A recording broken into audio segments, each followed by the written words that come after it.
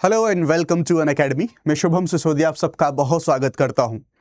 नेपाल के नए निर्वाचित प्रधानमंत्री के द्वारा भी हाल ही में एक बात बोली गई है जो कि नेपाल के लिए बहुत ज़्यादा मायने रखती है और उन्होंने बोला है कि जो बहुत लंबे समय से अरसों से ऐतिहासिक रूप से नेपाल के जो दलित समुदाय थे जिनके ऊपर अत्याचार भेदभाव ऐसी सारी चीज़ें होती आ रही थी उनसे अब नेपाल राज्य के तौर पर यानी कि ऑफिशियली राज्य के तौर पर माफ़ी मांगेगा जो उनके साथ भेदभाव और जो उनके साथ अत्याचार हुए।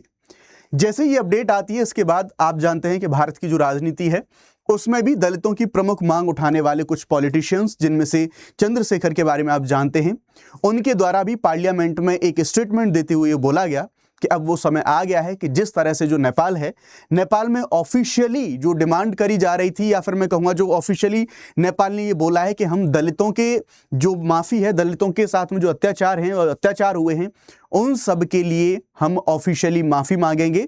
तो उनके द्वारा भारत की संसद में भी ये स्टेटमेंट बोला गया कि अब समय आ गया है या फिर ये हमें बताया जाए कि जो अत्याचार भारत के अंदर सभी दलितों के साथ हुए हैं ये सदन, ये पार्लियामेंट कब उनसे माफ़ी मांगेगा।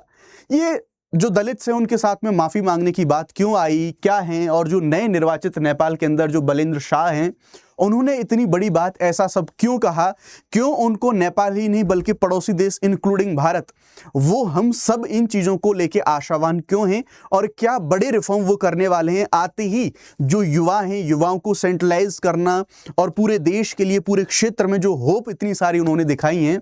आइए इनके बारे में थोड़ा सा समझने की कोशिश करते हैं। बलेन्द्र शाह, तो आप देख सकते हैं यहाँ पे news article times of India का न्यूज़ है ये। आप देखेंगे नेपाल को 15 दिनों के भीतर दलितों से औपचारिक माफ़ी मांगनी होगी, ऐसा माफ़ी मांगा जाएगा, यानी कि जो स्टेट के द्वारा ये एफी जो अपोलॉजी की बात यहाँ पर करी गई है ना। जैसा मैंने बताया कि भारत में भी जो डिमांड है वो डिमांड यहाँ पर करी गई चंद्रशेखर के द्वारा। आप देखेंगे संसद के अंदर, पार्लियामेंट के अंदर ऐसी बातें बोलते हुए। अब ये बलेन्द्र शाह ने जो बात बोली है, जो नेपाल के प्राइम मिनिस्टर हैं, ये कौन है, इनका बैकग्राउंड क्या है और इन्होंने ऐसी बात क्यों बोली है, आइए इनके बारे में बात करते हैं। तो बलेन्द्र शाह ने रिसेंटली मार्च की शुरुआत में ही हम देखेंगे उन्होंने नेपाल के नवनिर्वाचित प्रधानमंत्री हैं उनके तौर पर जो अभी जीत है वो जीत हासिल करी है और रिसेंटली अभी उनके द्वारा जो शपथ है वो शपथ यहाँ पर ली गई है। अब अच्छी बात यहाँ पर यह है कि जो बलेन्द्र शाह हैं या फिर बलेन्द्र शाह या फिर जिनको इन दोनों नामों से भी जाना जाता है, अगर इनके बारे में बात करें तो ये जो बलेन्द्र शाह हैं ये वही व्यक्ति हैं जो कुछ दिन पहले नेपाल के अंदर इतने सारे इशू थे इंक्लूडिंग करप्शन, गरीबी, इन्फ्लेशन, उन सभी चीज़ों को लेके जो जेनजी रिवॉल्यूशन हुआ था नेपाल के अंदर उसको लीड करने वाले व्यक्तियों में से एक थे। यानी कि ये वही बलेन्द्र शाह हैं जिनको जेनजी बहुत ज़्यादा पसंद करता है और एक बड़ा चेहरा यहाँ पर बन के आए। तो ये इनकी जो पॉलिटिक्स है, इनकी जो राजनीति है वो सुधारों पर केंद्रित है, वो रिफॉर्म्स पर केंद्रित है, वो युवाओं पर केंद्रित है। अगर इनके बारे में यहाँ पर मैं बात करूं, दुनिया के 35 वर्ष की उम्र में प्रधानमंत्री बनना यानी कि दुनिया के सबसे युवा प्रधानमंत्री के साथ साथ सबसे युवा इनकी जो कैबिनेट है वो यहाँ पर होने वाली है, क्योंकि इनका जो मेन फोकस है जेनजी रिवॉल्यूशन के बाद में, जेनजी प्रोटेस्ट के बाद में, वो युवाओं के ऊपर ही हमें यहाँ पर देखने को मिलता है। और सबसे बड़ी बात यहाँ पर हम देखेंगे अगर इनके बारे में बात करें तो ये भारत के लिए भी बहुत इंपॉर्टेंट हो जाते हैं जो नए प्रधानमंत्री आए हैं, क्योंकि जो पहले पुराने केपी ओली जो कि कम्युनिस्ट हम देखेंगे प्राइम मिनिस्टर थे कम्युनिस्ट सरकार की तरफ से, तो उनका झुकाव चाइना की तरफ बहुत ज़्यादा रहता था। लेकिन यहाँ पर हम बलेन्द्र शाह के बारे में बात करें, उनके बारे में अगर हम यहाँ पर देखें तो उन्होंने उन्हीं कम्युनिस्ट और हम देखेंगे बहुत लेगेसी से आ रही ऐसी जो पार्टियां हैं उनके कैंडिडेट्स को हरा के यहाँ पर जीत दर्ज करी है। और ये ऐसे पहले प्राइम मिनिस्टर हैं नेपाल के अंदर जो कि मधेशी समुदाय है उस समुदाय से बिलोंग करते हैं। यहाँ पर हम इनके बारे में बात कर रहे हैं। अब जो मधेशी समुदाय है वो भारत के लिए क्यों इंपॉर्टेंट है, भारत के लिए महत्वपूर्ण क्यों हो जाता है और हम इनको कुछ होप हैं, हम इनको इतनी उम्मीदें हैं, उन उम्मीदों के साथ में क्यों देख रहे हैं। देखिए, अगर मधेशी समुदाय के बारे में हम बात करें तो नेपाल का नीचे की तरफ, साउथ की तरफ तराई रीजन में रहने वाला एक बड़ा समुदाय है जो कि भारत के साथ जो सीमा साझा होती है, बिहार वाली जो सीमा साझा होती है, वहाँ की सीमा के साथ जो लोग रह रहे हैं उन लोगों के साथ इस मधेशी समुदाय के संबंध बहुत बेहतरीन हैं, संबंध बहुत अच्छे रहे हैं। अब तक की नेपाल की जो सरकारें हैं इस समुदाय को प्रताड़ित या फिर मैं कहूँगा लगभग इग्नोर करती आई हैं, जिसकी वजह से भारत को भी समस्याओं का सामना करना पड़ता था, क्योंकि हमारे रोटी बेटी के संबंध इनके साथ देखने को मिलते हैं।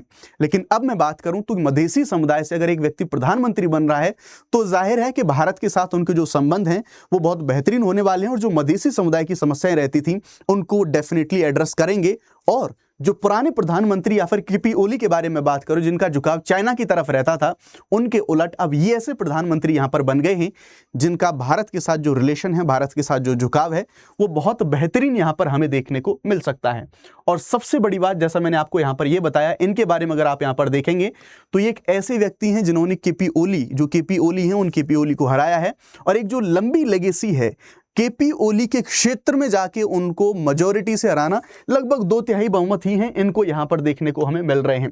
तो ये एक इनके बारे में ओवरऑल हमने यहां पर इनका पूरा बैकग्राउंड देखा कि नए जो प्रधानमंत्री आए हैं उन्होंने ऐसा यहां पे क्यों कहा है। अब थोड़ा सा हम यहां पर समझते हैं, अगर इनके बारे में हम बात करें, जो नए प्रधानमंत्री आए हैं तो लगभग 35 वर्ष की इनकी उम्र है।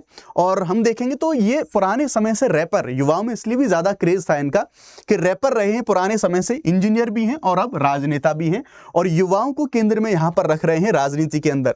पहले काठमांडू के मेयर भी रह चुके हैं 22 से लेकर 26 के समय पे। युवा सिस्टम के बाहर से आए नेता, यानी कि जो आउटसाइडर की इमेज है वो है, यानी कि जो लेगेसी चल रही थी अब तक पुरानी पार्टियों की, वहां से खत्म होके एक रिफॉर्मर के तौर पर एंट्री उन्होंने नेपाल की जो राजनीति है उसके अंदर यहां पर मारी है। और युवाओं में जो जेन ज़ी रिवॉल्यूशन हुआ था अभी रिसेंटली कुछ दिन पहले नेपाल के अंदर, उसमें एक बड़ा चेहरा यहां पर ये निकल के आए थे। और जैसा मैंने बताया कि पारंपरिक राजनीतिक दलों के खिलाफ नया राजनीतिक जो चेहरा है वो हमें यहां पर इनका देखने को मिलेगा। और इनका जो पूरा का पूरा एजेंडा है वो है नेपाल के अंदर बहुत बड़े लेवल पर जो रिफॉर्म्स हैं, उन बड़े रिफॉर्म्स को यहां पर लेके आना। और उन बड़े रिफॉर्म में से एक रिफॉर्म, या फिर मैं कहूं एक जो सुधार है इनका, कि जो भी पुरानी जो हमारी ऐसी परंपराएं थी, जो भी समस्याएं थी, उन सभी से मुक्ति पाना, ये एक इनके एजेंडा में प्रमुख चीज हमें यहां पर देखने को मिलेंगी। अब बात करते हैं फॉर्मल स्टेट अपॉलॉजी के बारे में कि भैया नेपाल ये फॉर्मल स्टेट अपॉलॉजी, जो हमारे वहां पर जो सप्रेस्ड क्लास एक रहा है, दलित रहे हैं, उनको एक फॉर्मल माफी यहां पर मांगी जाएगी। यानी कि उनके द्वारा कहा गया कि हिस्टोरिकली एक ऐसा बड़ा समुदाय देश का जिसके साथ में इनजस्टिस हुआ है।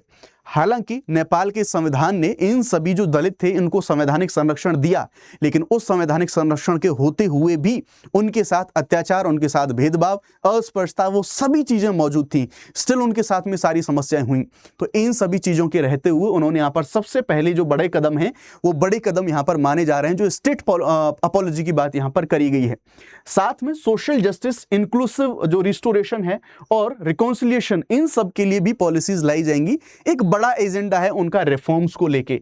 एक चीज उनकी यहां पर हमें यह भी देखने को मिली है। अब ऐसा क्यों उनके द्वारा बोला गया है, जो हम यहां पर स्टेट अपॉलॉजी के बारे में बात कर रहे हैं, तो एक बार कुछ आंकड़े हैं उनको देख लेते हैं। अगर नेपाल में जो दलित हैं, उन दलित के बारे में हम बात करेंगे तो लगभग 13 से 14% पॉपुलेशन है वो दलित की देखने को मिलती है। अब इनमें से जो दलित हैं, इन 13-14% दलित में से जो टोटल पॉपुलेशन है उसमें से लगभग 42% जो दलित हैं वो बीपीएल की कैटेगरी के अंदर हमें देखने को मिलेंगे, यानी कि बिलो पॉवर्टी लाइन, यानी कि गरीबी। और ना केवल गरीबी, अगर उनका आप रिप्रेजेंटेशन देखोगे या फिर आप लिटरेसी रेट देखोगे तो जो राष्ट्रीय औसत है नेपाल के अंदर एडुकेशन का, साक्षरता का, उससे काफी कम साक्षरता वहां पर पाई जाती है दलित के अंदर।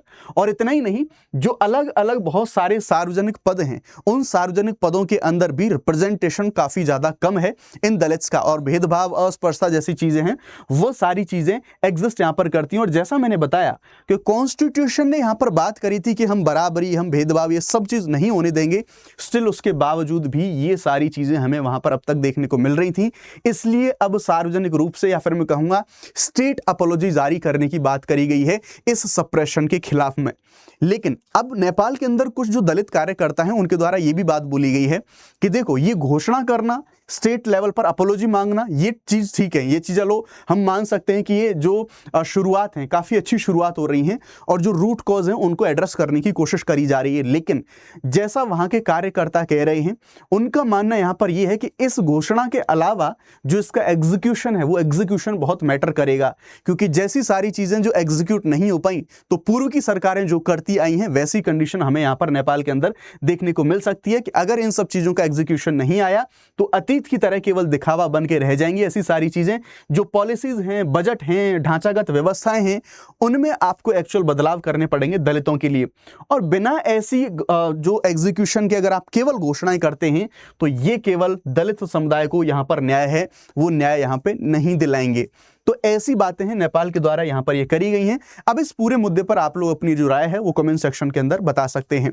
अब मैं आपको बताना चाहता हूं, अगर आप लोग अनअकैडमी के साथ जुड़ना चाहते हैं अपनी यूपीएससी सीएससी की प्रिपरेशन को लेके, तो yes this is the best time. 22,999 के अंदर, जिसमें 6 महीने तक का आपको एक्सटेंशन मिलता है, आप अनअकैडमी के जो प्लस कोर्सेज हैं उनसे जुड़ सकते हैं, जिसमें आप मेरे साथ जीएस पेपर 2 का मेजर पार्ट, जिसमें इंडियन पॉलिटी, कॉन्स्टिट्यूशन और आपका जो गवर्नेंस है, इंटरनेशनल रिलेशंस है, उनको आप पढ़ेंगे। बट इसके लिए आपको मैक्सिमम डिस्काउंट के लिए SSYT लाइव इस कोड का आपको इस्तेमाल करना पड़ेगा, जिससे आपको मैक्सिमम डिस्काउंट है वो मिल रहा होगा। आप हिंदी, इंग्लिश, बाइलिंगुअल सारे के सारे बैचेस यहां पर देख सकते हैं, उनको डाउनलोड कर सकते हैं। लेकिन एक जो सबसे बड़ी सूचना आप लोगों के लिए ये है, इस सूचना में आपको एक चीज को देखना होगा। अनअकैडमी के द्वारा UCSC Unacademy civil service championship test है, इनका आयोजन कराया जाता है, लेकिन इस बार ये बहुत ज्यादा खास है। क्यों बहुत ज्यादा खास है? क्योंकि इस बार इसमें जो विनर होंगे उनको 8 लाख रुपए तक का जो रिवॉर्ड है वो यहां पर अनाउंस करा गया है अनअकैडमी के द्वारा। और जो क्वेश्चंस हैं वो टॉप एडुकेटर्स के द्वारा यहां पर बनाए गए हैं। और हम यहां पर देखेंगे जो क्विज शो है उसमें भी स्टैंड करने का आपको चांस है वो यहां पे मिल सकता है। कब हो रहा है, लिंक डिस्क्रिप्शन में मिल जाएगा आपके वीडियो में। ये 11 अप्रैल को होने वाला है, सुबह 11 बजे और शाम को 5 बजे। तो इस टेस्ट को जरूर दे लीजिएगा। आपको अपनी कंडीशन पता होने के साथ साथ आपकी जो पोजिशनिंग है वो तो पता लगेगी ही लगेगी, लेकिन उसके साथ साथ आपको बहुत सारी जो प्राइजेस हैं उनकी अपॉर्चुनिटी भी आपको यहां पर मिल रही होगी। करंट अफेयर सेगमेंट वाइज इस QR को स्कैन करेंगे और आप इसे कंटिन्यूअसली सभी जो सब्जेक्ट्स हैं उनको आप यहां पर डाउनलोड कर सकते हैं। Thank you very much. जय हिंद।